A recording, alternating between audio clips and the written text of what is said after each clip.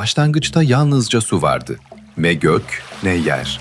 Karanlık ve sessizlikten başka hiçbir şey yoktu. Ve o sonsuz boşlukta bir tek varlık süzülüyordu. Kayrahan. O uçuyordu, suyun üstünde. Zamandan bağımsız, kudretli ve tek başına. Derinliklerden bir ışık yükseldi. Su titreşti. Karanlıkta beyaz bir parıltı belirdi. Ve o parıltıdan bir kadın doğdu. Ama sıradan bir kadın değil, ay ışığı gibiydi. Saf, huzurlu ve kutsal. Ona Akana dediler ve tek bir kelime söyledi. Yankısı evreni doldurdu. Yarat. Akana'nın sözü yankılandığında Kayrahan kollarını açtı. Sonsuz suların üzerinde evren ikiye ayrıldı. Yukarıda göğün mavi kubbesi yükseldi, aşağıda yağız yer belirdi. O an ilk kez yukarı ve aşağı kavramları doğdu. Gök yukarı kalktığımda karanlık ilk kez yarıldı ve ışık doğdu. O ışıktan bir varlık belirdi, Ülgen. Yüzü parlak, göğün en yüksek katında parlayan iyilik tanrısı. O evrene düzen getirecek olan güçtü. Ama ışığın ardından gölge geldi. Karanlığın içinden korkunç bir varlık belirdi. Erlik. Yüzü kömür gibi karaydı. Gözlerinde ateş kıvılcımları yanıyordu. O, Kayrahan'ın buyruğuna karşı çıktı ve göğül katlarından kovuldu. Artık yeraltının efendisiydi. Göğün katları yükselirken, evrenin ortasında kutsal bir ağaç belirdi. Ulu Kayın. Kökleri yerin derinliklerine inerken, dalları göğün 9 katına uzanıyordu. O, dünyanın direği, tanrıların ve insanların kaderini birbirine bağlayan kutsal ağaçtı. Kayrahan, gökten ve yerden aldığı toprağı yoğurdu. Önce cansız bir biçim oldu. Sonra Ülgen'in kudreti o biçime düzen verdi ve Kayrahan ona nefesini üfledi. O anda ilk insan gözlerini açtı. Topraktan doğdu, gökle bağlandı. Ama insan henüz saf ve kusursuzdu. Erlik yer altından yükseldi. Onun bedenine gizlice dokundu. Karanlığından bir parça kattı. Ve o andan itibaren insan hem iyiyi hem de kötüyü bilmeye başladı. Evren henüz sessizdi. Kayrahan göğe baktı ve ışık saçan güneşi yerleştirdi. Ardından geceye gümüş ışığını veren ayı koydu. Sonra yıldızları gökyüzüne serpti. Böylece gök ışıklarla doldu, yeryüzü canlılarla şenlendi. Kayrahan insana dedi, sen yeryüzünde yaşayacaksın. Gökle yer arasındaki düzeni koruyacaksın. Bana dua edeceksin, adaklar sunacaksın. Böylece insan yalnızca yaratılmış değil, evrenin düzeninden sorumlu bir varlık oldu. Kayrahan evrene baktı. Gök yerinden yükselmişti. Yer sağlamlaşmıştı. Ülgen göğün katlarına yerleşmiş, Erlik yer altında hüküm sürmeye başlamıştı. Ulu Kayın kökleriyle ve dallarıyla alemleri birbirine bağlıyordu. İnsan nefes alıyor, hayvanlar yeryüzünü dolduruyor, güneş ve ay gökte dönüyordu. Ve Kayrahan dedi, düzen kuruldu. Evren sonsuza dek böyle sürecek.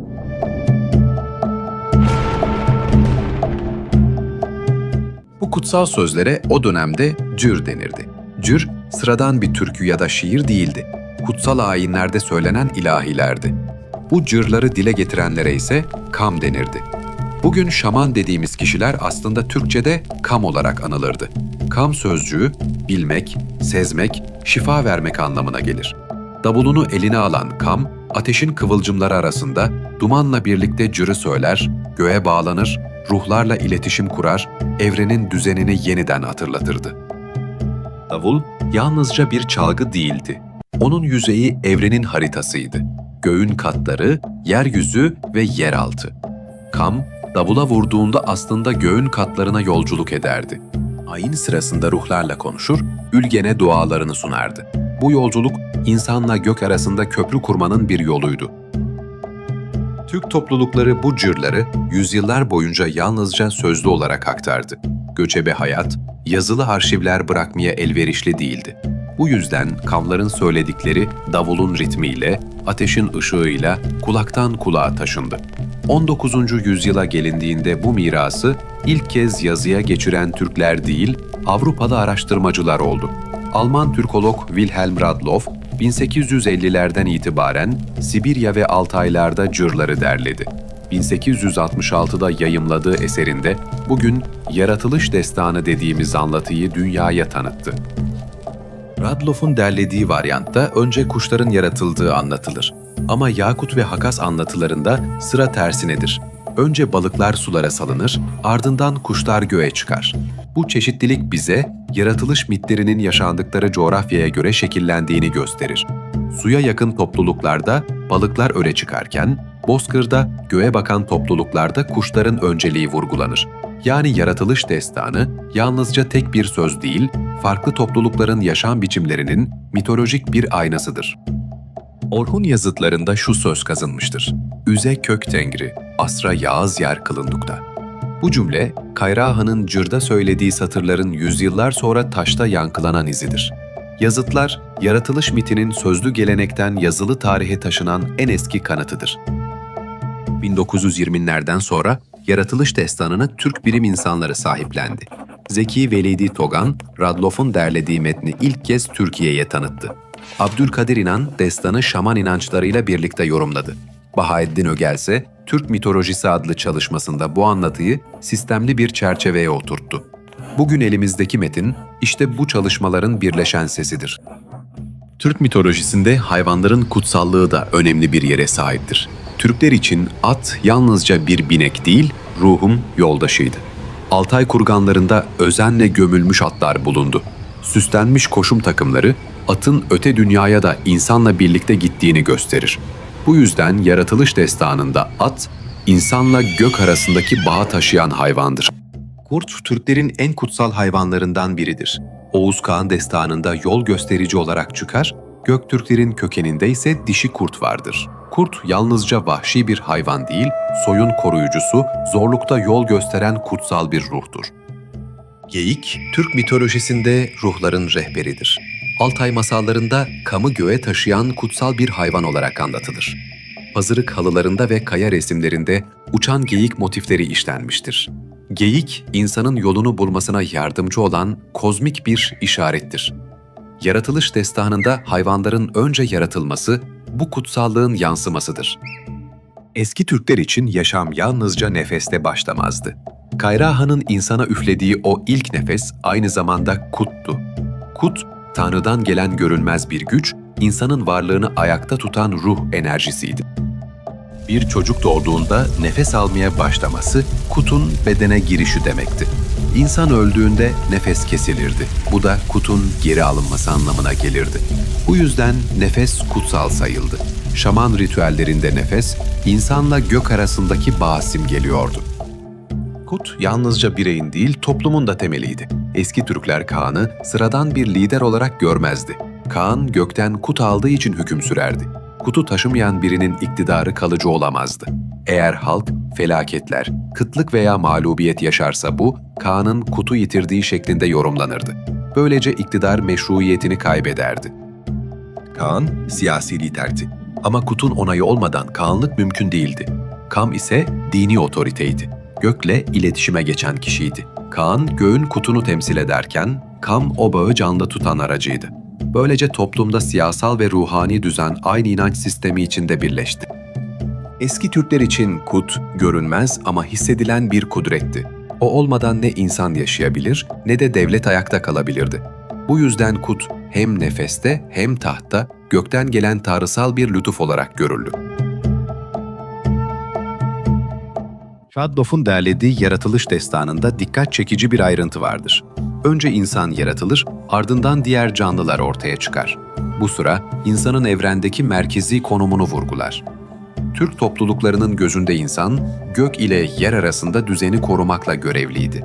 Bu yüzden destanın bazı varyantlarında onun önce yaratılması tesadüf değil.